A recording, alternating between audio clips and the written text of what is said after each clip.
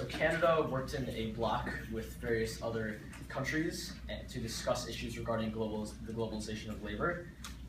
Particular issues that were discussed and presented solutions for were the diverse economic working conditions throughout the world, as well as child labor and the inability for underdeveloped countries to enforce suitable minimum wages due to their lack of wealth, as well as poor living and working conditions experienced throughout the world.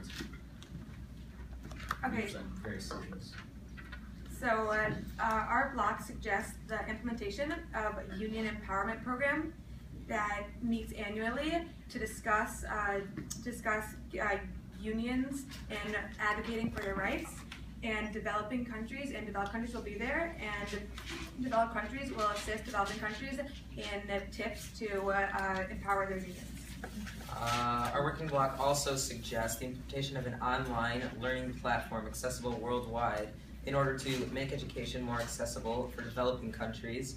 B, teach the skills necessary in order to be to be competitive in the business world, and these skills will be implemented by supporting already existing online vocational training platforms. Additionally, this block encourages the signatories of this resolution to create legislation within their countries which would limit the number of employees a company in that country may employ, and the countries who do not comply will be consequent. Our working block also strongly endorses the implementation of the living wage formula. The living wage formula is an alternative solution to an international minimum wage, which we believe is a one-size-all-fits solution. So it is setting a wage in which 30% of a worker's wage would be able to afford free market rent and other low housing options by incentivizing companies with tax breaks. Also, we would need to explain to countries that their workers' spending rates will increase because of their ability to afford a basic necessity such as housing because of their more fair wages, which would therefore stimulate their economy. We also believe that we need to educate workers on how to use the international living wage by also incentivizing the companies who receive tax breaks from implementing the international living wage to distribute pamphlets and brochures explaining how to use the international living wage formula because they need to know how to be able to budget the 30% of their wage to housing. Also, public service announcements stressing the importance of the international living wage and how to use it. We strongly suggest those. Thank you. We yield our time for questions. That's great. All right.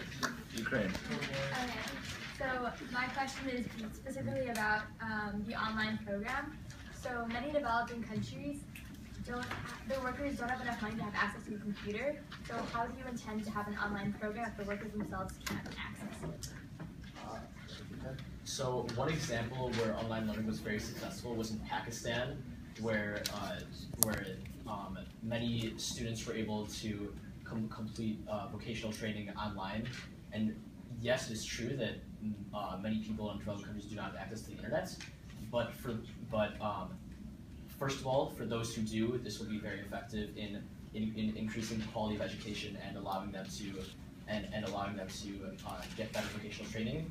And in addition, the various sources that will support this platform will also be implementing funding for the increase of effectiveness of the internet in those countries and various servers and connectivity. India. My question is for the UK. You said in your proposal that any country that doesn't agree will be punished.